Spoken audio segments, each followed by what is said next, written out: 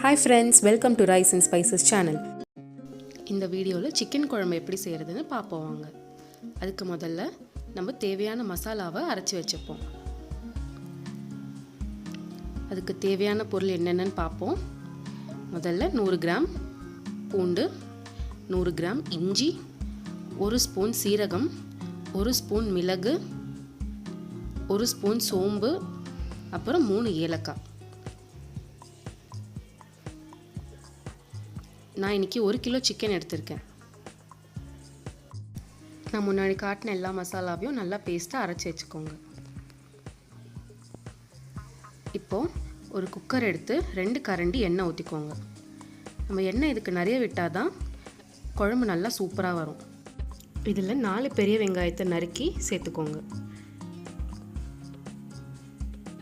வெங்காயம் நல்லா பொன்னிறமாக மாறுற வரைக்கும் வதக்கி விட்டுக்கோங்க.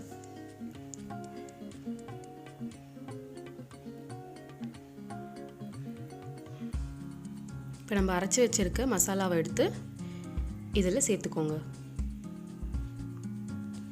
மசாலா நல்லா பச்சை வாசனை போகிற வரைக்கும் வதக்குங்க. இந்த மசாலா தான் இந்த குழம்புக்கு டேஸ்ட் கொடுக்கும். அதனால் மசாலாவோட மெஷர்மெண்ட்டை நல்லா கரெக்டாக பார்த்து ஆட் பண்ணிக்கோங்க.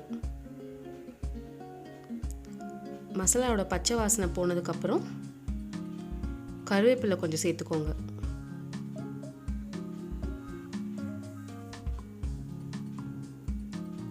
நம்ம எடுத்து வச்சுருக்க 3 பெரிய தக்காளியை உள்ளே சேர்த்துக்கோங்க.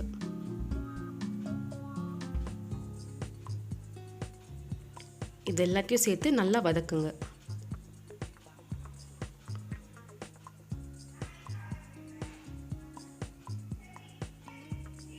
இதில் 1 ஸ்பூன் மஞ்சத்தூள் போட்டுக்கோங்க, 2 ஸ்பூன் மிளகாத்தூள் போட்டுக்கோங்க, 1 ஸ்பூன் கரம் மசாலா, 3 ஸ்பூன் மல்லித்தூள்,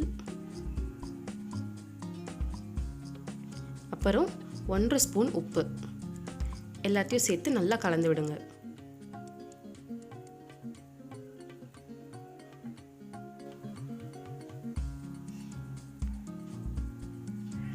இது நல்லா எண்ணெய் பிரிஞ்சு வர வரைக்கும் வதக்கிட்டே இருங்க.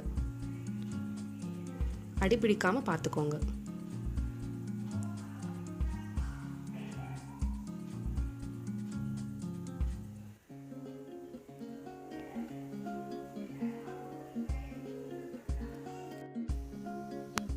கொஞ்சமாக புதினா இலை சேர்த்துக்கோங்க. புதினா உங்ககிட்ட இல்லைனாலும் பரவாயில்ல, நான் ஜஸ்ட் ஒரு ஃப்ளேவருக்காக தான் இதை ஆட் பண்ணியிருக்கேன்.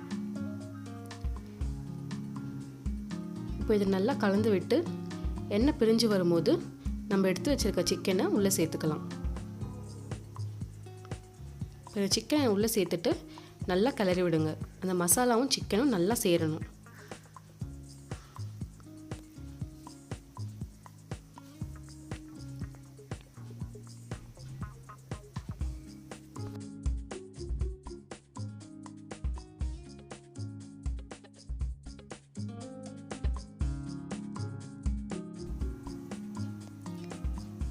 இதில் 4 டம்ளர் தண்ணி சேர்த்துக்கோங்க.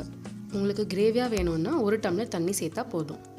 தண்ணி சேர்த்துட்டு எல்லாத்தையும் நல்லா கலந்து விடுங்க.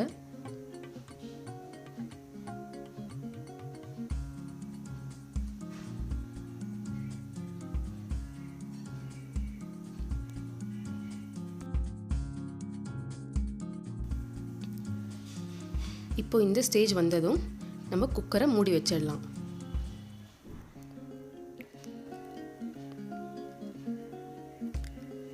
குக்கரை மூடி விசிலில் போட்டுருங்க.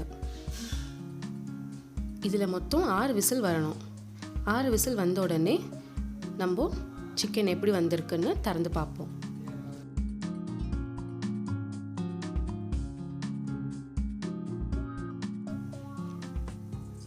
பாருங்கள், சிக்கன் நல்லா வெந்துருச்சு. நம்ம குழம்பும் ரெடி ஆயிடுச்சு. இப்போ இந்த குழம்புல நம்ம கொஞ்சம் கொத்தமல்லி தூவி இறக்கிடலாம்.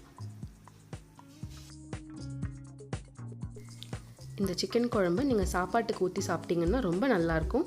அது மட்டும் இல்லை ஃப்ரெண்ட்ஸ், இட்லி, தோசை, இடியாப்பம், சப்பாத்தி, பூரி இந்த மாதிரி டிஃபன்ஸ்க்கும் இந்த சிக்கன் குழம்பு ரொம்ப சூப்பராக இருக்கும்.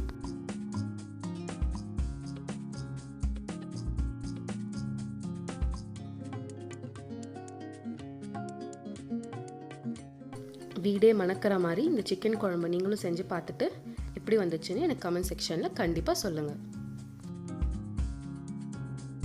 வீடியோ பிடிச்சிருந்ததுன்னா லைக் பண்ணுங்கள், ஷேர் பண்ணுங்கள், சப்ஸ்கிரைப் பண்ணுங்கள். தேங்க்ஸ் ஃபார் வாட்சிங்.